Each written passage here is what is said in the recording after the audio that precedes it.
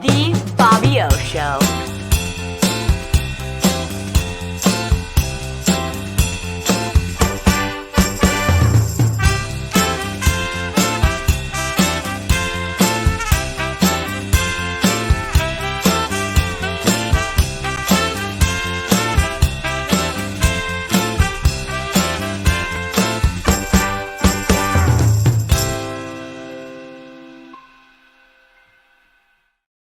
You guessed it. My name is Bobo Potzner, also known as The Bobby O.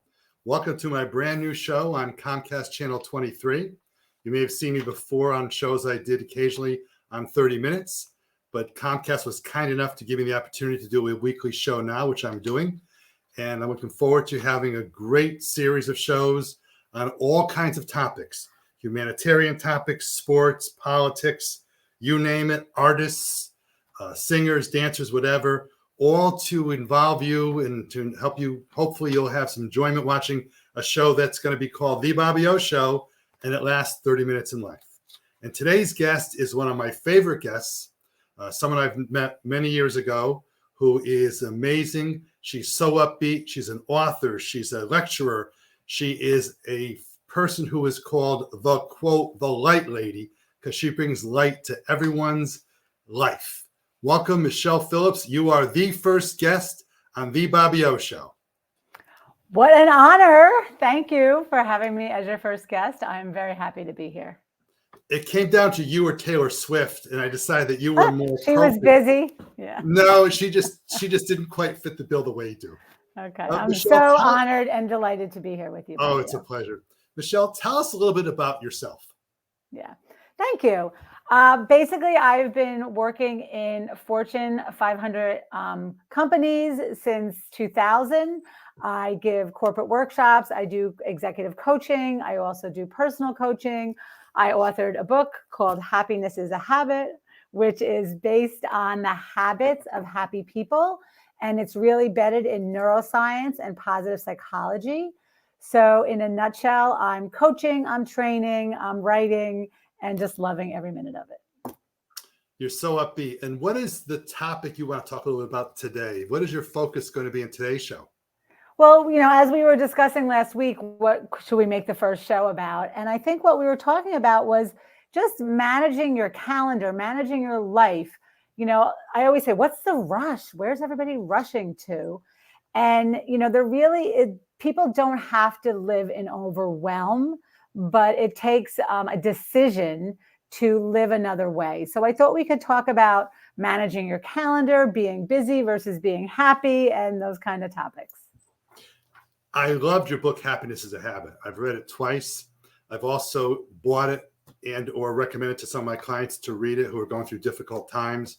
As a litigator, I do a lot of divorce work. People go through some very tough times, and they sometimes need help in terms of ideas and how to get over the hump, because people in divorces, for example, are not typically at the happy stage of their life. And I've gone through your book many times, and the whole approach to how happiness is a habit really rings true, because you have to find a way to be happy, and how does one bring happiness to oneself? And that's what you try to lecture about and talk about in your job, and you don't actually have a career. You have a avocation, a vocation, yes. A love.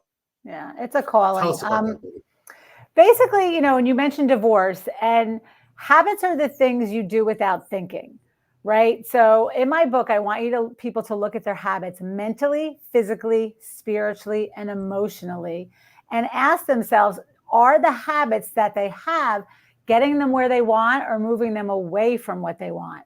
When I went through my divorce many years ago, this is the turning point in my life when I realized that my habits were the things that kept me strong, were the things that kept me getting up every day and moving forward and not crashing, right? I had good friends in my life. I had a great support system of family and friends. I worked out on a regular basis. I listened to good music, right? I even made a playlist during my divorce called Stay Strong Girl. So it's really what motivated me to write the book. And habits are the things you do without thinking. They're on autopilot. So the theory is if you take one simple habit eating an apple. And you do that for the next 90 days. After 90 days, it becomes something you do without thinking. If you add just one habit every 90 days, something so small, in 5 years, you end up with 20 new, powerful, positive habits leading you where you want. And then, I don't know, we went to calendar to habits. We're kind of all over the place, but it all connects. I promise you. Well, it's funny because until the COVID, I stopped playing basketball regularly after COVID or during COVID, but I played basketball for many, many, many years. And I have a passion. Duke basketball is a big thing I support because I went to Duke Law School and Yale's got good basketball. I go to a lot of the games, but I also was playing 3 or 4 days a week. And even though I would work the most hours in my firm every year, I would set out a time at the YMCA. I used to have a game on Monday, Wednesday, and Friday from 12:30 to 2 o'clock. And the joke around the office was if Bob's not in court trying a case, he would go to court. And go, no matter what the day was like, no matter how hard things were going before or after, we had the guys we'd meet, and it's actually a co-ed game. We had 2 of the very best players were women. One was a little bit taller than I am, who I regard a lot. But going out and doing that activity, breaking up your day, was something that was my quote habit, and I loved it. I've stopped playing basketball now because of COVID, et cetera, and I now walk a lot. But that was a habit that I did. So that goes right in line with your book, doesn't it? Yeah, and it's putting it in your calendar and committing to yourself, right? An appointment. I always say when you make an appointment with someone, if I said to you, Bobby, let's have lunch tomorrow, the first agreement or the promise I'm making is not just to you, but it's to me. So it's keeping those appointments with yourself, which is the number one habit for gaining control of your calendar, gaining control of your life, and not living in overwhelm. And the beauty of habits, mentally, physically, spiritually, and emotionally, I always say, is you could take a walk in the woods with a loved one and you hit all 4 at the same time. So when you're playing basketball, it's the same thing, right? Your physical, your mental, your emotional, right? Your connections with your friends, right? And, spiritual, I don't know if you're playing like Michael Jordan or somebody, but it's like you're really hitting all those areas. And the science, the research has shown when you're doing something for yourself, mentally, physically, spiritually, emotionally, on a regular basis, you feel better, then you perform better, you sleep better, you get better results, and then you're better in court, on the court and in the court.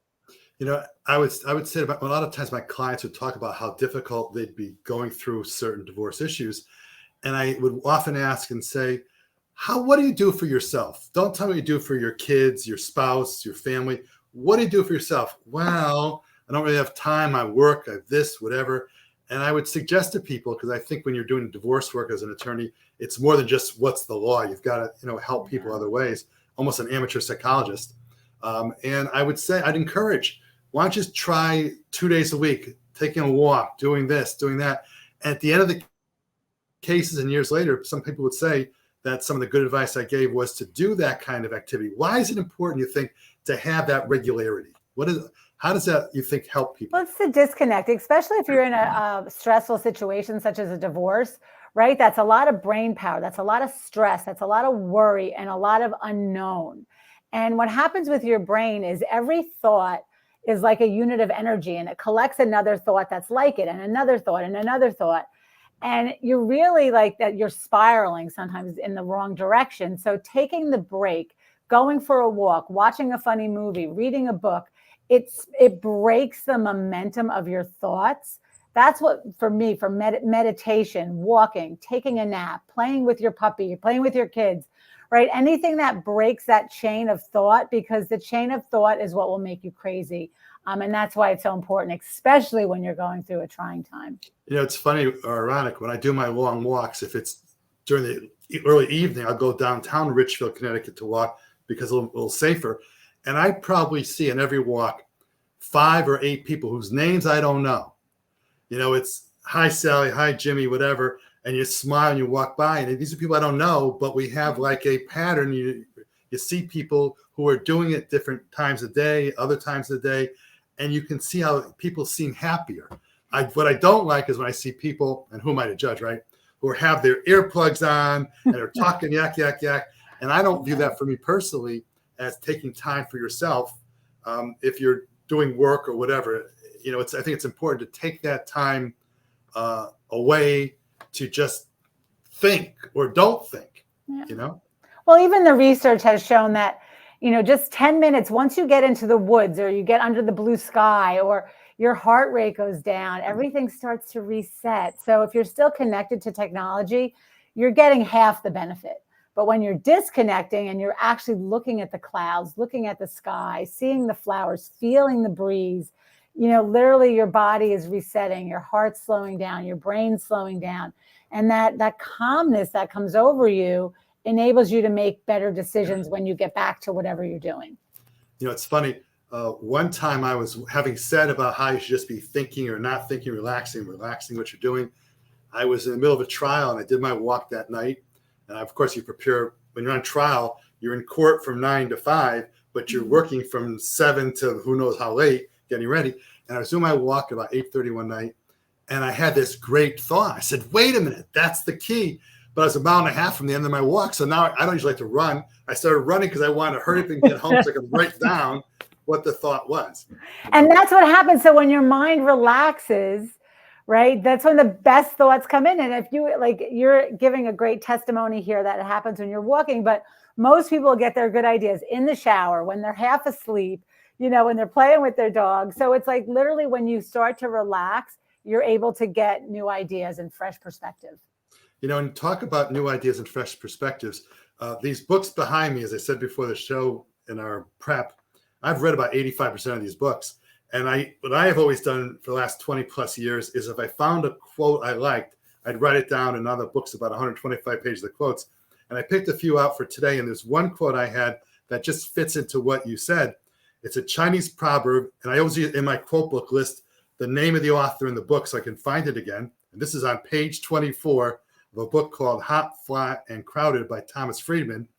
And he said there's a Chinese proverb which says, quote, when the wind changes direction, there are those who build walls and those who build windmills. When the wind changes direction, there are those who build walls and those who build windmills. What do you think about that thought, which I was really impressed with? Yeah, to me, what that means to me, it's all perspective, right? So it's taking whatever you're given and making the best use of it. So what is the best use? To me, a windmill is something that's going to give power, but so that's, perspective is everything. And with my clients, I always ask them two things during the day. I want them to say, how am I feeling right now? And am I getting the results I want? If they're feeling great and they're getting good results, keep going. If not, maybe they need to build a windmill. Maybe they need to look at it a different way. Right. And, and the walls are needed for certain reasons also. Right. So it's really making sure that you're feeling good and you're moving forward, where people, again, we get stuck in the thought patterns of woe is me, the doom and gloom report, everything's, going bad. Right. And realizing that if you take that step back, that pause, everything's not going bad. Right. Some things are not going right. But for the most part, right now, in this moment, you and I are having a nice conversation. The sun is shining. It's a beautiful fall day. Feels like summer still here in New York, but realizing, bringing yourself into the present moment. So I think there's so many skills people can use to calm themselves down and just have a better, happier existence in a life. It's funny. And I can read that quote even a little differently than you do. I was going to ask you, what was your perspective? That was my next question. Well, first of all, the answer from my perspective when I first read it and still believe it, a wall I view as being a blockade. Okay, so a wall being you're not letting something new in. You're not spelling the roses. You're not letting something new into your life. And so that would be a person could have a wall and say, you know what, I'm going to isolate myself and not open myself to the public. And the windmill, I think I agree with you, is with the wind going around and the air moving around, and it's more like you're letting things into your environment. Right. And so that's how I view that particular quote. And the kind of person you are and I am, obviously, I think the way we first met goes with that quote, which is that, you're sitting in the airport, which we were, right? And I was sitting there and there's this lady looking at me and I'm saying, why is she looking at me? I said, gee whiz, do I have my hair messed up or whatever? And because we were open enough to talk, whatever, and you can tell your perspective of the story as to how we met. But if you weren't open for different things, it wouldn't, you wouldn't, and we've been friends for a long time. Well, that's the thing. It's, are your habits causing you to close in and build walls, right? Because you can only build so many walls. You can only lock yourself away. Even if you only hang around with people that think exactly like you think, eventually two people will disagree, right? Or you can open your space, right? And be open to new people, new perspectives. That day in the airport, I asked you to watch my bags while I went to the restroom because I'm just a trusting person. And also because I'm open and I've met the best people in all different walks of life. And again, it's trusting the world. I trust that I'm in the right place, that you were there and that you and I were meant to meet, right? So it's trusting where you are, trusting the people around you. But I think we live in a world where people are building walls and closing themselves in. And it worries me. This is a whole other topic. I'm going to stick to habits, but let's leave it at that. But it's interesting. When you said to me, would you watch my bags? I said, lady, you know who I am. Maybe I'll steal your bags. And where are you going to go at the airport, right? Come on. I don't know, but it trusted me on that. And then the other ironic part is that when I got on the plane, this stewardess said to me, that lady wants you to sit next to her. And I looked at it, so I sat next to you. And then who has the same birthdays? I know. You and me. I'm older, but we have the same birthdays. November 5th. Some things and that's when you're open to serendipity. And I think I would challenge everybody listening to us to just chronicle their lives, chronicle the people they've met, the places they've been, and the people that showed up just at the right time, and like, look at all these years later, we're still connected and having fun. And the other funny point is that being the lawyer that I am, I said, I don't believe your birthday is November 5th. I made you pull out your driver's license to prove it, right? Yes. Let's go to a little bit different direction, and that is, I'm going to pull out another quote that is one of my favorites, also from Tom Friedman. It's on page 6 of Hot, Flat, and Crowded, and I think it goes to being open-minded, Michele, like you just talked about. And his quote he has that I liked says, quote, as they say in Texas, if all you ever do is all you've ever done, then all you'll ever get is all you ever got. If all you ever do is all you've ever done, then all you'll ever get is all you've ever got. I thought that was interesting. Yeah. It reminds me, the quote reminds me of another quote, right? The definition of insanity is doing the same thing over and over and expecting a different result, right? So if all you ever do is all you've ever gotten, I don't remember the exact quote, but if you want a different result, you have to look at it different, do something different, think different. And be open-minded. Let's get back to the topic of time, because I think one of the things that you want to get into for this show was managing time better and allowing yourself to be yourself in your appropriate time frame. What do you have about that one? Well, we can connect it to habits as well, right? The way you manage your calendar is a habit. So are you, when you look at your calendar, does your fight and flight go on, or are you happy with what you see on your calendar? And I always tell my clients there's 2 reasons for overwhelm. One is you have so many things you want to do that you don't even know where to start, so you don't do anything. And the other, I feel like I'm getting a little feedback. The other reason for overwhelm is you try to do things in an unrealistic time frame. So if it takes me an hour to drive from you to me to you, and I said to you, I'm going to be at your house in 10 minutes, that's unrealistic. So we wouldn't do it with time with driving, but we do it with our calendar all the time. We just keep jamming more things in. So I really try to teach people habits that make them calm, that keep them in what I call their Einstein creative brain, because they're managing their calendar, they're doing what's important, and they're not just struggling with the minutia of life. So you and I talked, I think yesterday, the day before, about topics for the first show. And I think the one thing, if I could help people with, is to stop rushing and realize that every time you start rushing, you're not connected to your brilliant self. You sent me a YouTube video yesterday that I looked at and watched called The Rock. If you hear in the background, that's my lawnmower guy cutting my grass. Oh, that's what that is. I'm like, I hear something. Okay. But what the video had was a guy had 2 big fish balls, and one had all these small, tiny little rocks in the fish bowl, and the other next to the fish bowl were about 6 or 7 big rocks with important thoughts. And the theme of what he was showing you is he said to the lady who was on the show, take the most important things to you and put them in this bowl where all the rocks are now. And the lady said, well, wait, I can't do it because these things that are important to me, I can't fill in. There's not enough room. And the things that were on the big rock were things like my kids, my vacation, my own time, those kinds of things. And Michele, I thought that was a very intuitive video you sent me. And why is that? Well, it's a classic video from Stephen Covey, who's the author of The 7 Habits of Highly Effective People. And really what the point he's making is the rocks represent your calendar and the important things in your life. So if you looked at your life, like you said, you look at your life the coming week and you're in some arbitration. So you have some arbitration that's on the calendar. You have to prepare for arbitration, but you want to get to the basketball court. You want to spend some time with your kids or your wife, or you want to do your walks at 7 o'clock. So really the whole idea of the big rocks is if you take your calendar and you schedule in all the important things for yourself, your family, your career, your workouts, realizing that all the little things that we spend time on usually aren't important.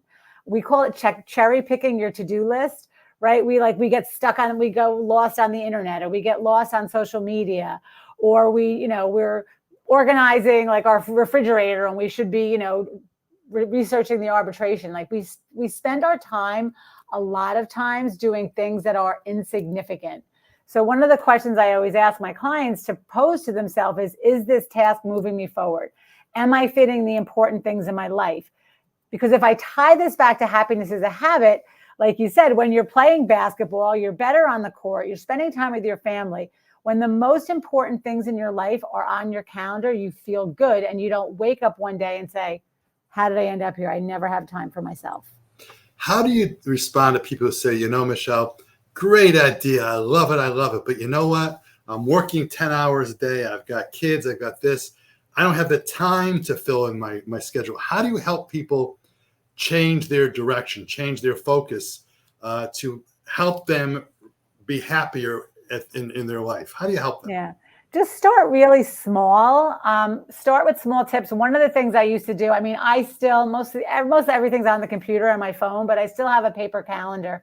But years ago, I would just write the words no in yellow highlighter over my monthly at a glance, right? And it's just reminding people that when someone says, hey, can you do this? Hey, can you do that? You have the opportunity to say no.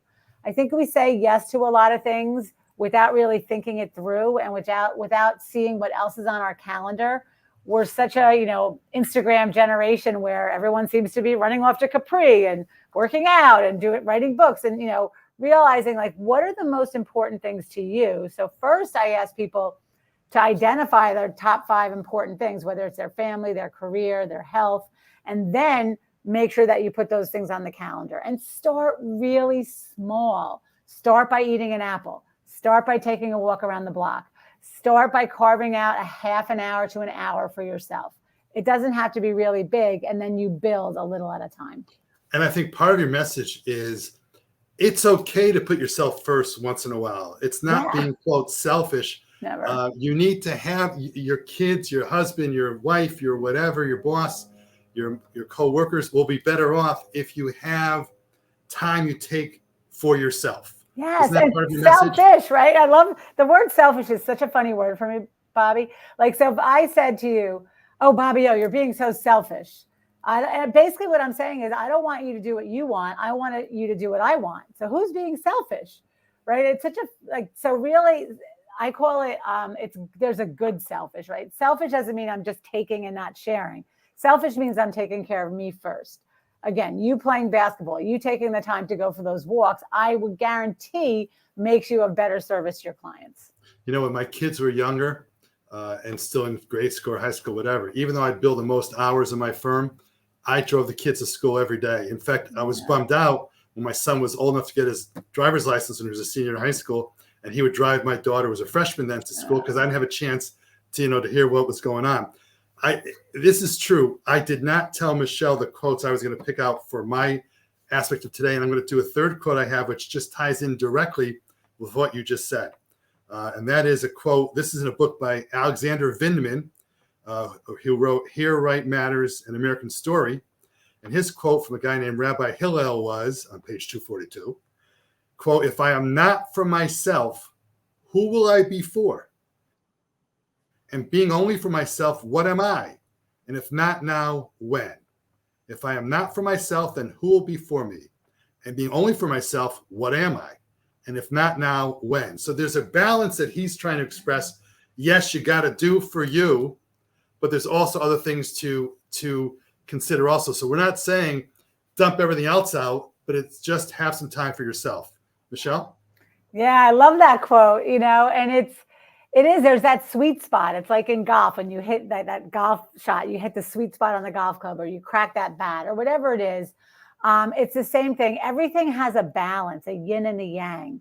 So it's finding enough time for you and enough time for others, right? Because but we have this thing in our culture where we feel like sacrifice is, I don't know, it makes us better, it makes us important, and it just doesn't. And if you are mentally, physically, spiritually, and emotionally fit and strong, you're of benefit to everybody in your life. And that's what we need more people to just be taking care of themselves first, without, not taking care of others, but then not sacrificing their own mental, spiritual, emotional health. Michele, you and I could talk for hours, but we only have about a minute and a half left. I'd like you to take a little bit of that time and tell me, essentially, if you could wrap up in a sentence or two or three, what's your message to people that you're trying to express today about time and picking priorities? What would you say that would be? Yeah, I mean, we talked about a lot of things today, but really, I'm going to go back to those two questions to everybody watching. Or, how are you feeling, and are you happy with your results? If you're not feeling good and you're not happy with your results, you always have more power than you think to make a new decision. I promise you, there is always another path. So I'll just leave it at that. And it's never too late. It's never too late. Never. Never too late. Well, Michele, I want to thank you so very much for coming on as my first guest on this show. I wish you so much luck. This is very exciting. Yeah, we're gonna have many more shows with you along the way. And I do also want to thank Dave King, who, if you hear the music at the start of the show and the end, Dave King wrote that song that's involved. He didn't write it for the show, but we're using it. So I want to thank Dave King, my former director.